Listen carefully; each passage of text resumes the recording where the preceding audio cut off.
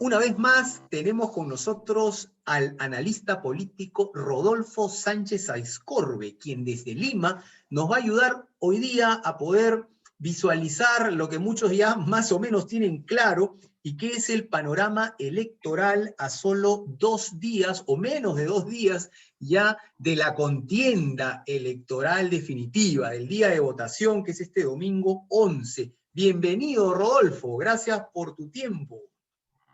Buenos días acá desde Lima, Perú. Buenas tardes ya, Jorge, ¿cómo estás? Bien, bueno, no tan bien, la verdad, no tan bien, porque me han llegado aquí algunos datos que creo que tú también los manejas y vemos un panorama, yo diría que negro. Una vez más a elegir tapándose la nariz, los ojos, los oídos y de repente cubiertos en todo un traje contra el estiércol. ¿O estoy equivocado? Bueno, la situación efectivamente, el panorama pinta sombrío, ¿no?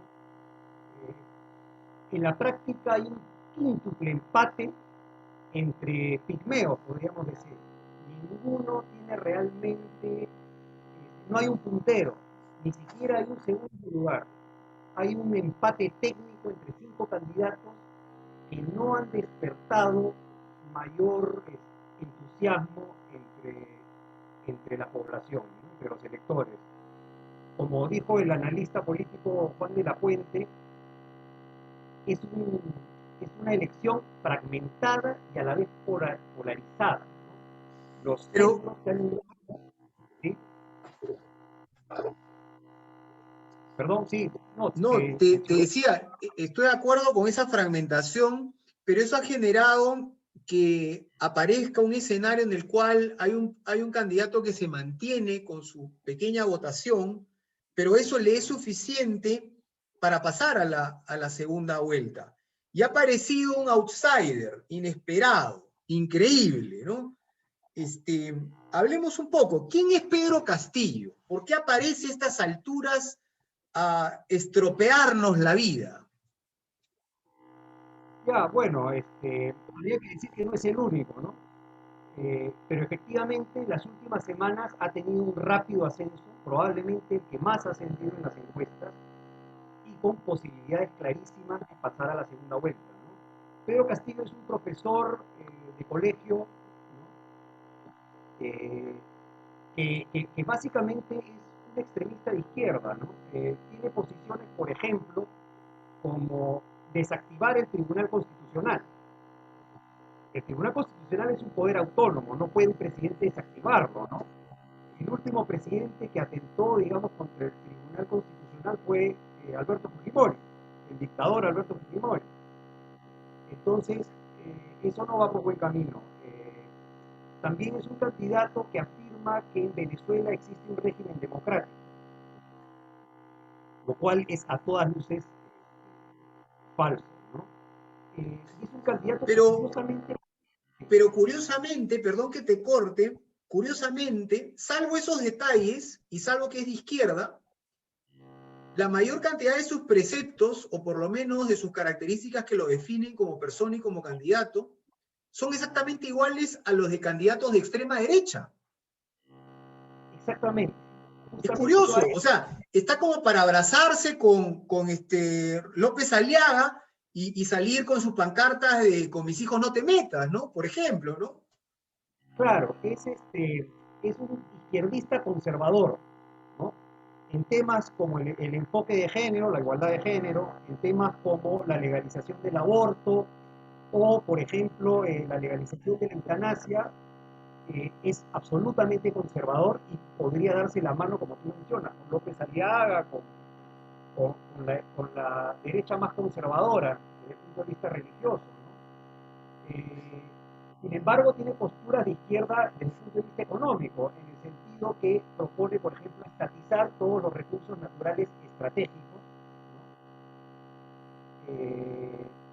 Entonces, es un candidato que viene de la izquierda desde el punto de vista económico. Además, está asociado a un partido de Vladimir Cerrón, el partido Perú Libre, que es un partido de izquierda, pero a la vez con actitudes de cierta xenofobia hacia, por ejemplo, la inmigración venezolana, machismo, eh,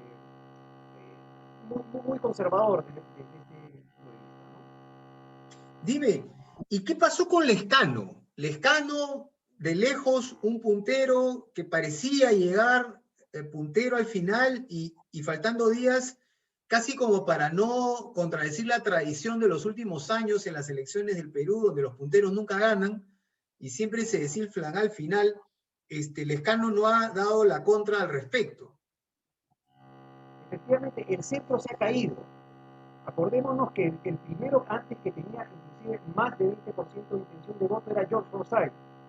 Y ahora George Forsyth está en sexto, séptimo lugar en las No, yo encuestas. pienso que ya Forsyth ya fue, ¿no? O sea, ya el que vota por Forsyth, yo Sí, sugeriría, ¿no? El que piensa votar por Forsyth debería pensar más bien en endosarle su voto a De Soto, Mendoza, Lescano, y así generar un escenario mejor que el que tenemos ahora, con el cuadro que ya se ha presentado.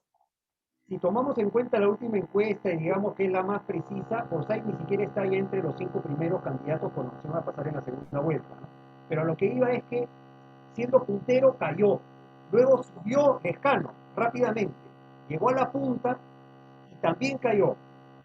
Y Guzmán, que era un candidato que nunca estuvo puntero, terminó bajando mucho en las encuestas. Y ellos vienen a representar un poco el centro del sistema político peruano, un poco ubicados en el centro. El centro se cayó. La derecha Pero se... mira, pero hay un detalle. Bengolea, que podría estar ahí en el centro, tuvo un repunte en las últimas semanas, ¿no? No, pero o sea, no un repunte como para estar entre los 5 o 6 primeros, ¿no? Subió un poco, pero no para pujar hacia la segunda vuelta, ¿no? No, pero para colocar de repente algunos congresistas adicionales, ¿no? Para no perder la valla. O sea, yo creo que él ya cumplió, digamos, ¿no? Sí, pero no, o sea, digamos, por la derecha, quienes crecieron realmente, quienes han crecido son López Aliaga, Hernando de Soto y Keiko Fujimori en los últimos días. Entonces, Bengolea ahí no ha tenido, claro que uno se sorprende, ¿no? Porque dice un partido con cierta organización, un candidato que es, digamos, un candidato orgánico de un partido, no tuvo el respaldo de la derecha y sin embargo lo han tenido López Aliaga, una candidatura absolutamente improvisada, con mucha precariedad, Hernando de Soto lo mismo, que yo imagino que si alguno de ellos dos pasara a la segunda vuelta y fuera elegido presidente, yo no creo realmente que estuvieran en condiciones de gobernar, ¿no? Hernando de Soto se asoció con un partido vientre de alquiler en los últimos meses antes de que se cerraran las inscripciones.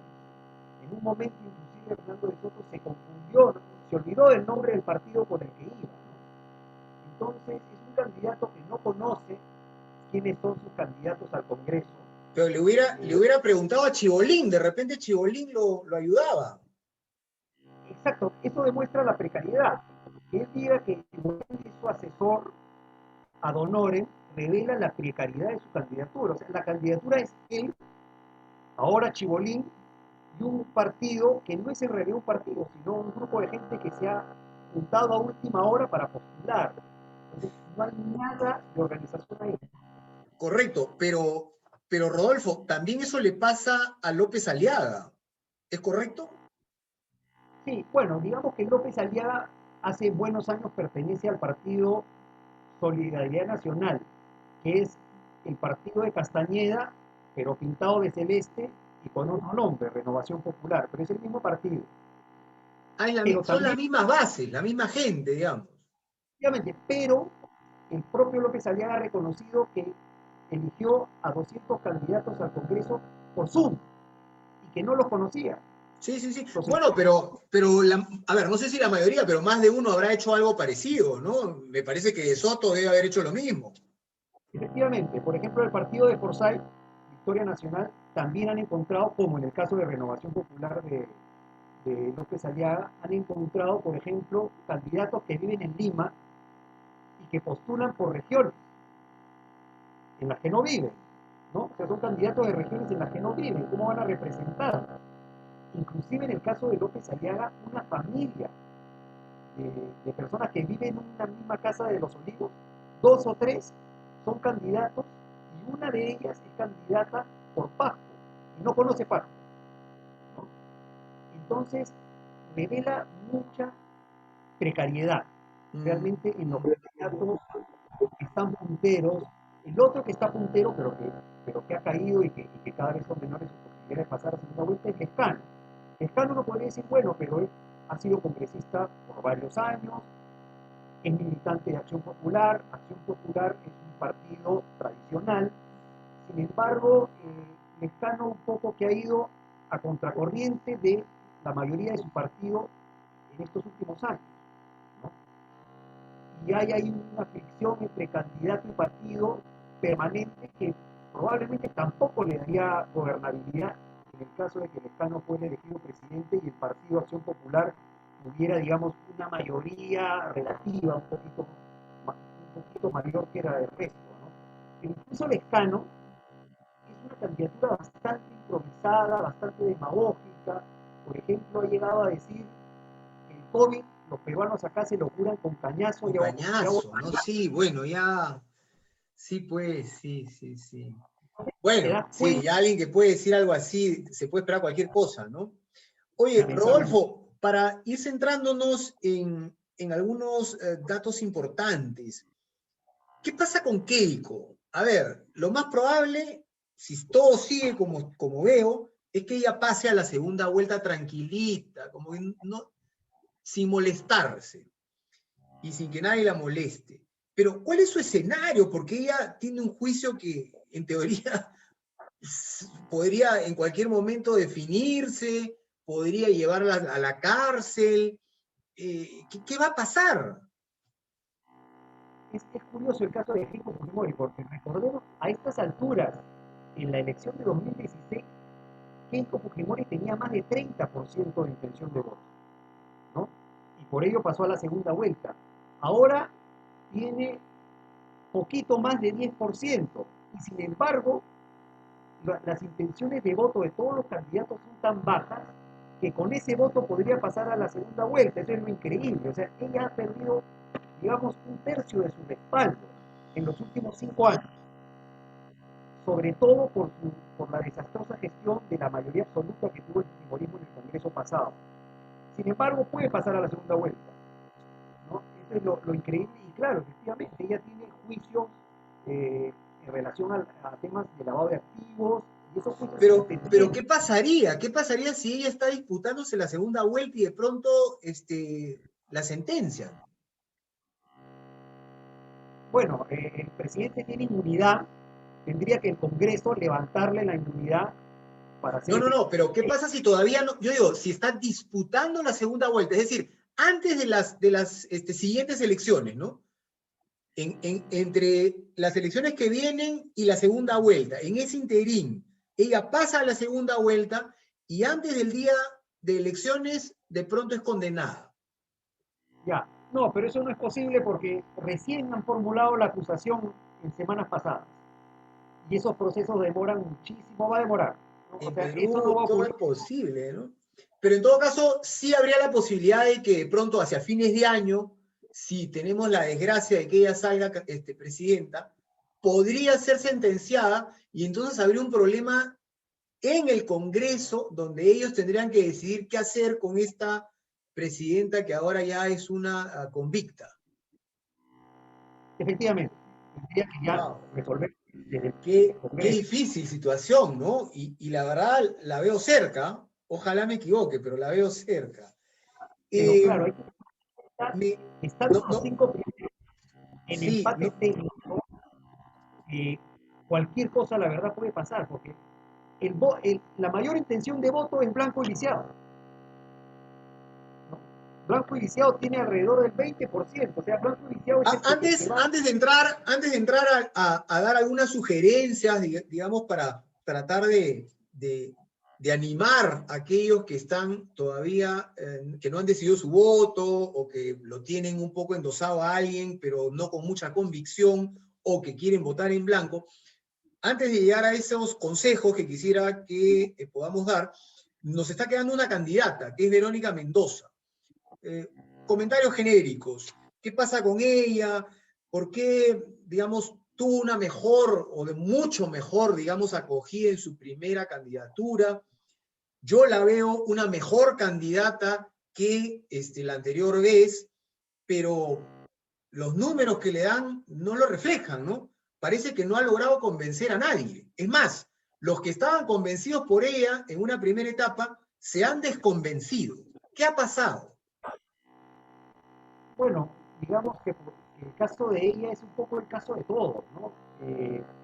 La política en los últimos 5 años ha sido bastante caótica, vacancias, disoluciones del Congreso, peleas frecuentes, ineptitud en el gobierno, obstruccionismo en el Congreso, pandemia, crisis económica, todo eso ha generado que los candidatos, todos, estén realmente con muy poco respaldo, y Verónica no ha sido la excepción. Tiene organización, tiene equipo, es una propuesta socialdemócrata, acá la acusan de chavista, comunista, hasta terrorista, pero ese es un pensamiento básico, binario, ¿no? Que divide el Pero, mundo en...